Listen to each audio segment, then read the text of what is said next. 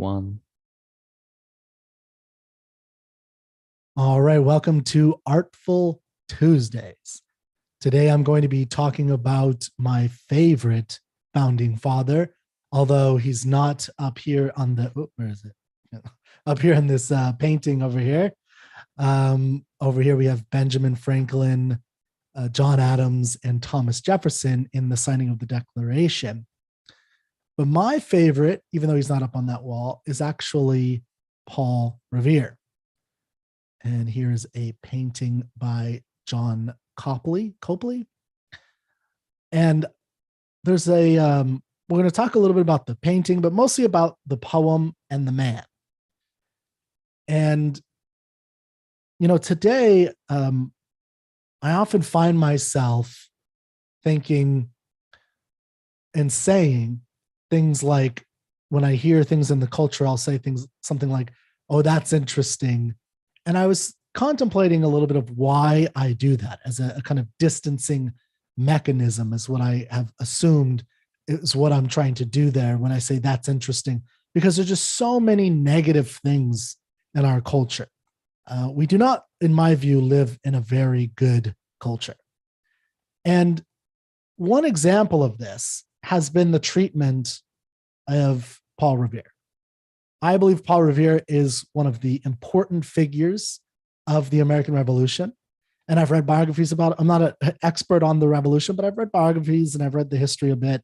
And there's only been one extensive biography about him, and particularly of that night, that I'm going to recommend right here at the top of the show. It's called Paul Revere's Ride by David Hackett Fisher, a phenomenal history book. And I definitely agree with his method and the kind of theoretical view that he has of history that, you know, he talks about this at the beginning, but I'll let you read it if you're interested. But just the idea that individual actors acting within a particular culture, deciding to take specific types of actions that does change the course of history and does actually make, history occur. I think that is absolutely accurate.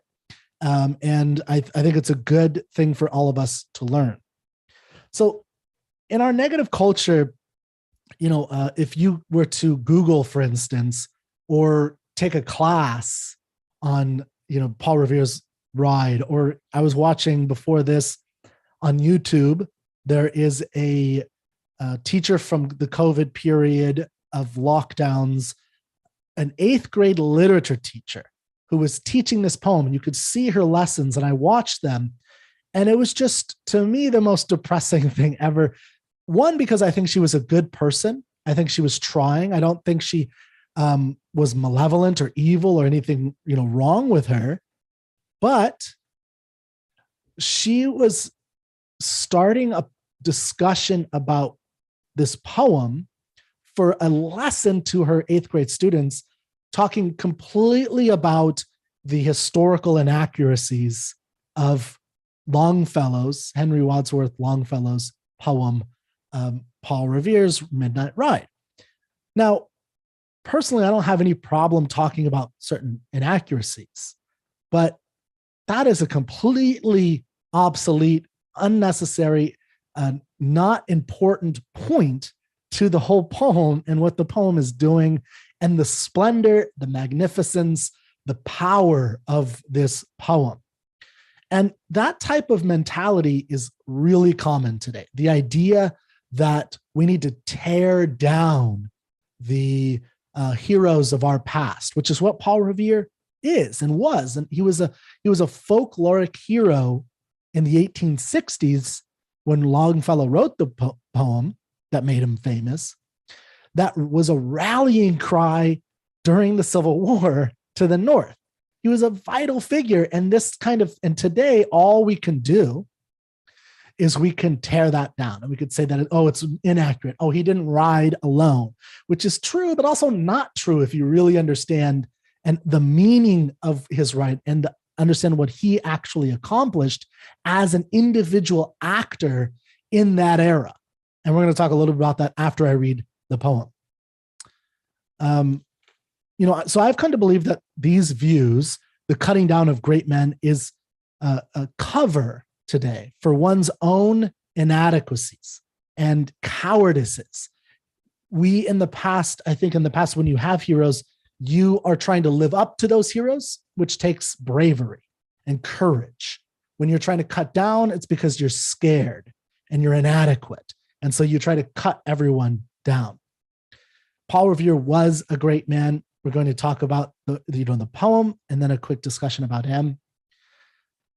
I believe that Paul Revere represented the spirit of freedom and the resolve to fight for liberty as much as George Washington did. He may not have had the power of Thomas Jefferson's pen, but he had the strength to deliver the message.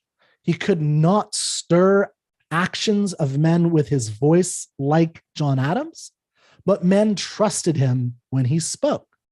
Today's intellectuals believe tearing down heroes is necessary to make the weak feel safe. I believe we should revere heroes in order to make each of us stronger. So what we're going to do now is I'd like to read the poem. If you haven't read it, I hope that you enjoy it. I doubt you've never heard it. I'm sure you've heard some of these lines, if not all of them. It is still at least expressed in some way. Unfortunately, I believe the way that it's taught today is horrifying, in that it's taught as though like, oh, this is just some, nonsense a dead white man wrote about another dead white man. One of the lines in the biography that I thought was very telling is, he says, as this volume goes to press, the only creature less fashionable in academe than the stereotypical dead white male is a dead white male on horseback. And this is Fisher, the biographer, talking about the idea that there has not been in 200 years until he wrote this, I think in the early 90s, in 225 years at that point, there's not been a definitive biography of Revere in that night. And that is just unaccountable, uncalled for, horrible injustice of our time. Now, let's go ahead and read the poem that you've all heard of, but maybe haven't appreciated. And if you have questions, please put it in there, and then I'll do I wanted to show you a little bit of a map and give you an idea of what poetry and literature and narrative poetry adds to history. So Aristotle said that poetry is more significant than history. And there's an important reason what he's trying to get to and what poetry can do versus what history can do, and and why poetry and art is so valuable. So let's get into the poem.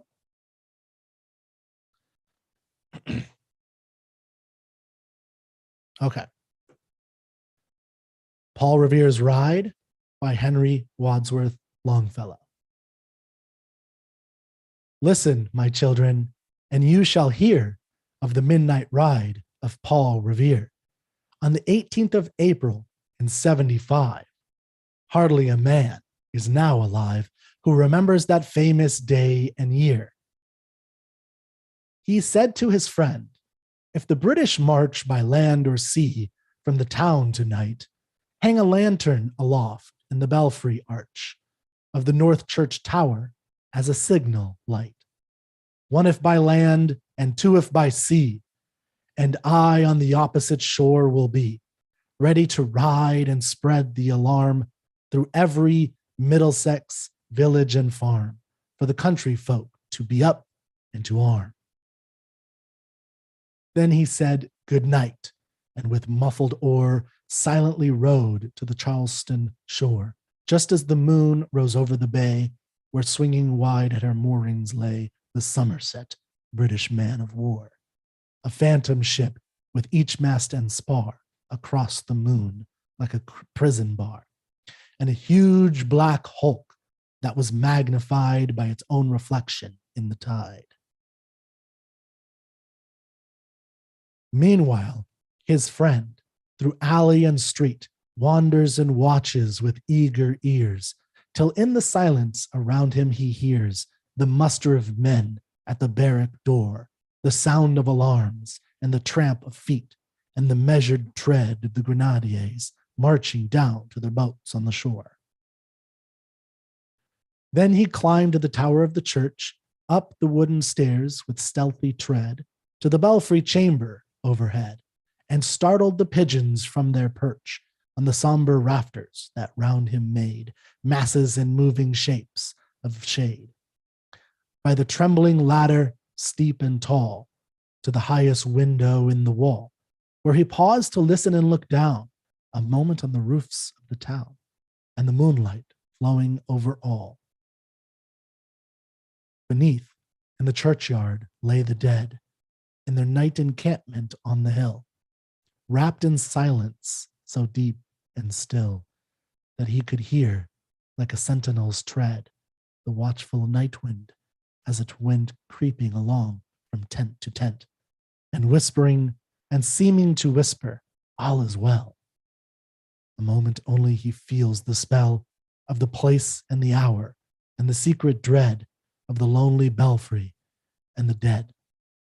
For suddenly all his thoughts are bent on a shadowy something far away, where the river widens to meet the bay, a line of black that bends and floats on the rising tide like a bridge of boats.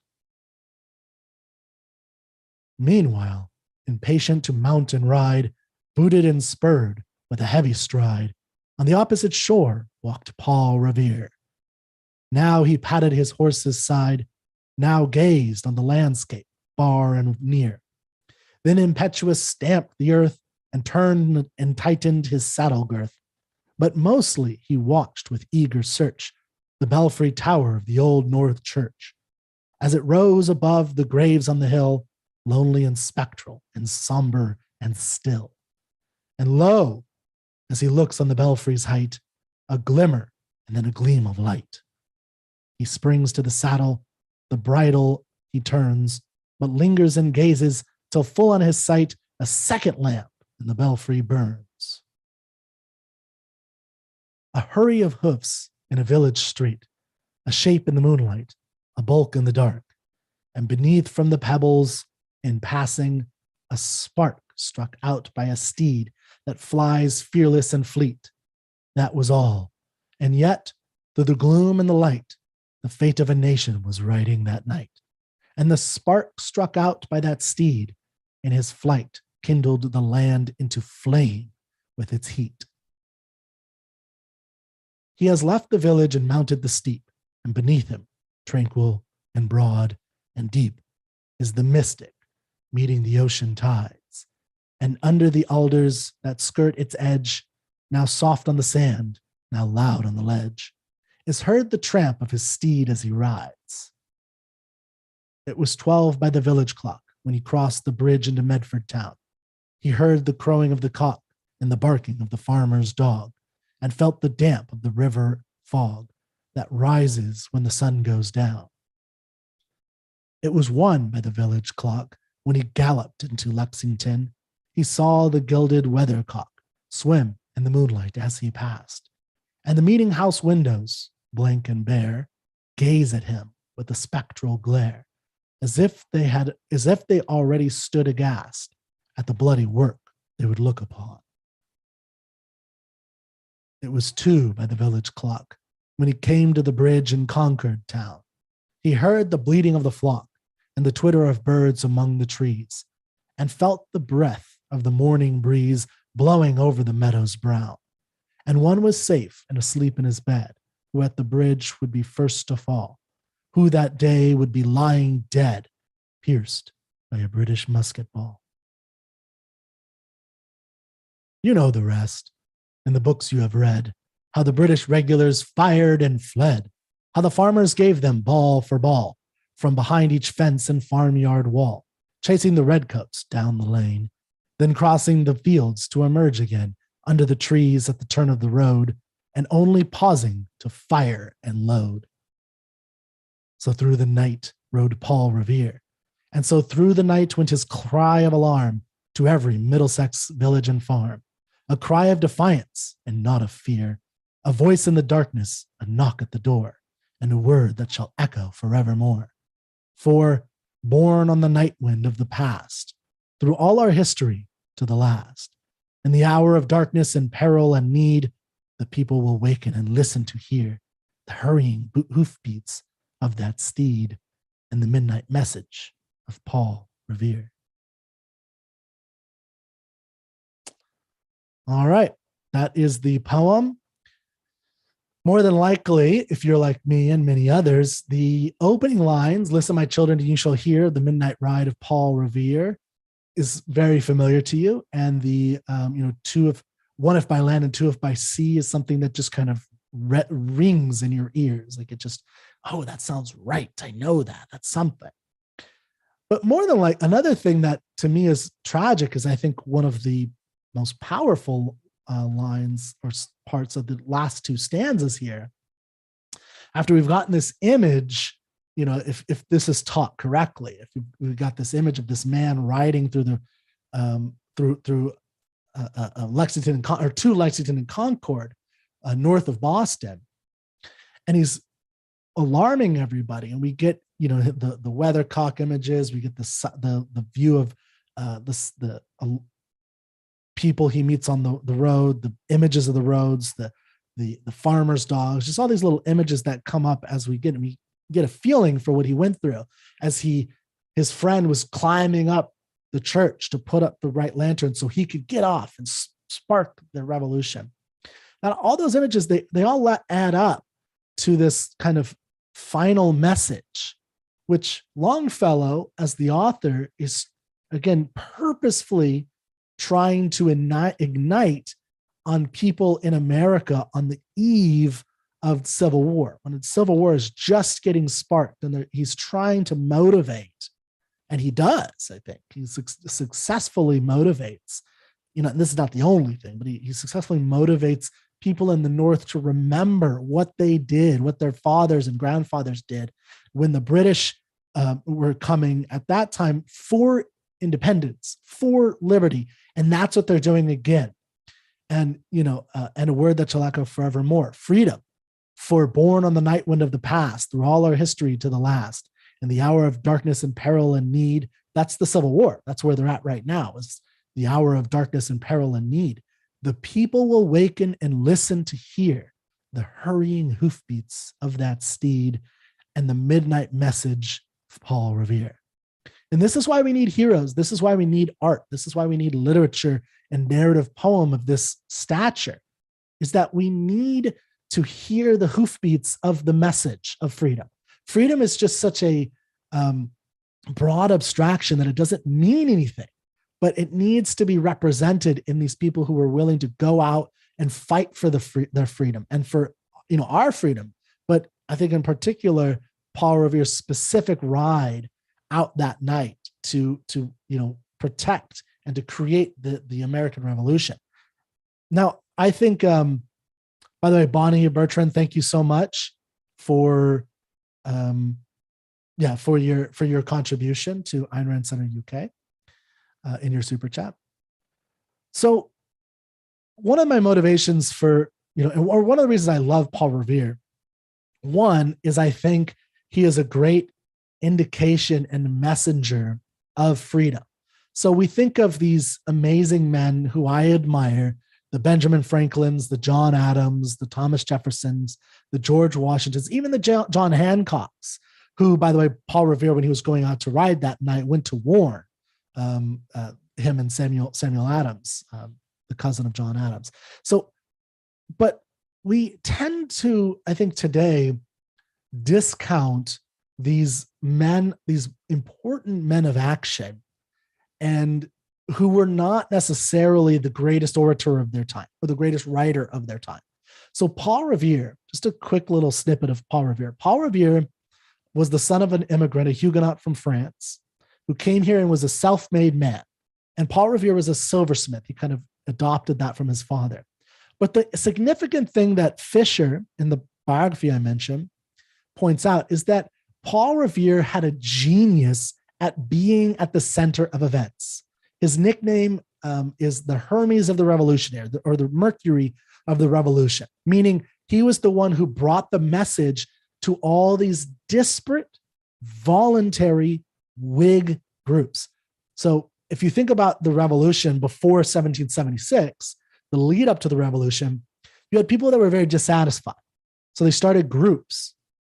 And these groups all over, what is basically the East Coast had no, the groups themselves might have had like little leaders, but this was a very independent country. People wanted to, do things themselves.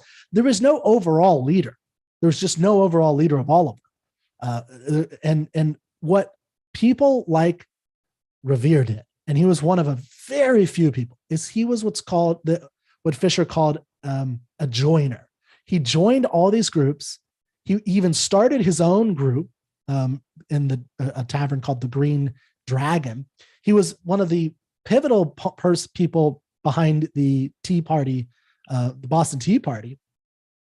He had a hand in everything. And what is significant about that is that in these leaderless, in these groups that each had their own like top man, but the groups together had no leader, they relied on the linchpin, which is what Revere is. He is the linchpin, the spark of the revolution. He is the one who helped all of these disparate groups connect, and they trusted him. And one of the things that I think is more significant than the idea that Paul Revere was just some lone writer is the idea that he was the organizer of this night. He was the head person behind this night.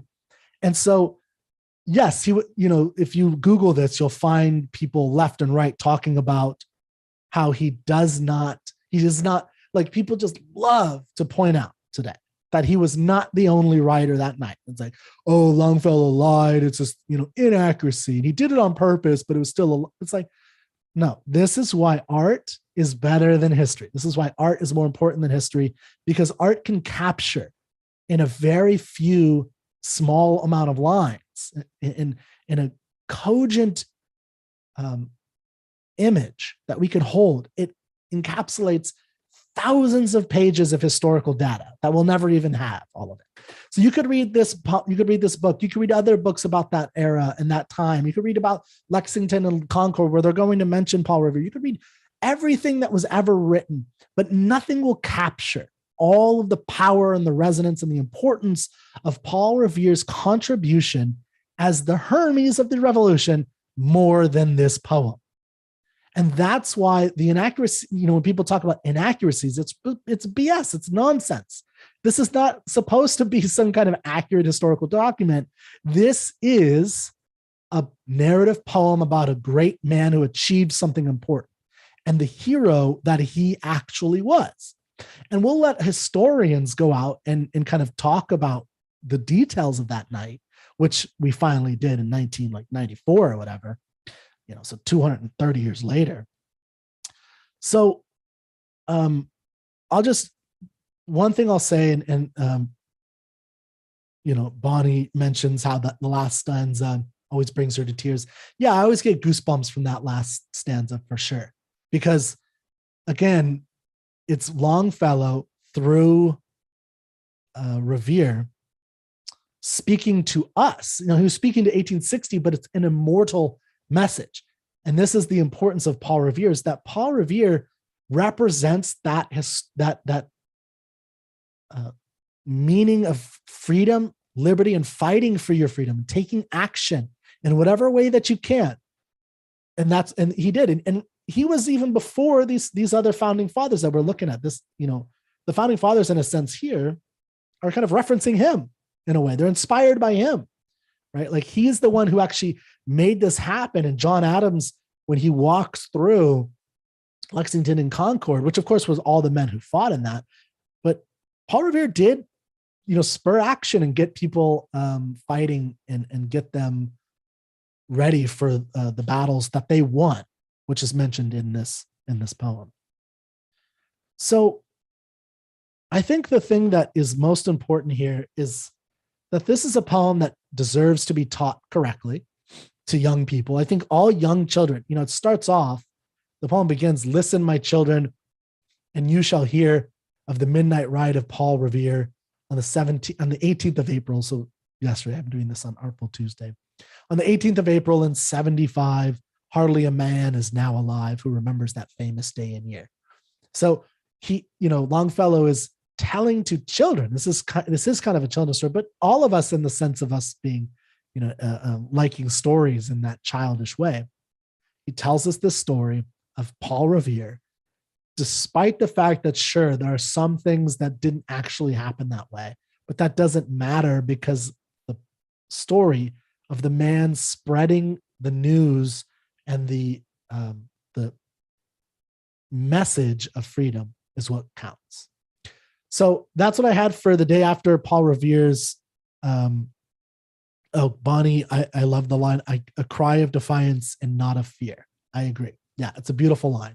There's a lot of beautiful lines in this, and there's a lot of great imagery if you go back and explore a little bit more. I don't want to spend 2 hours. We could spend really analyzing all of the imagery that's going on, because some of the imagery, maybe one thing I'll say before I go. So I was about to sign off, but thank you for inspiring me. But one quick thing,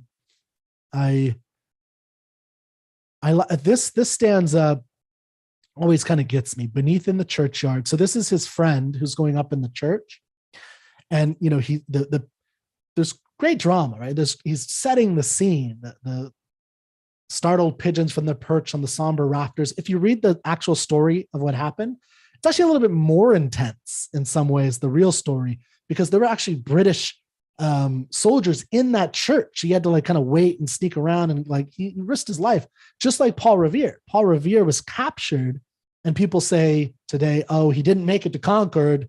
It was what was his name, Prescott, who made it to Concord. But that was part of he told him to go, and he got captured, and he was pestering these guys who were holding pistols to his head, saying, "I'm going to blow your brains out," and he was talking back to them and saying what he did.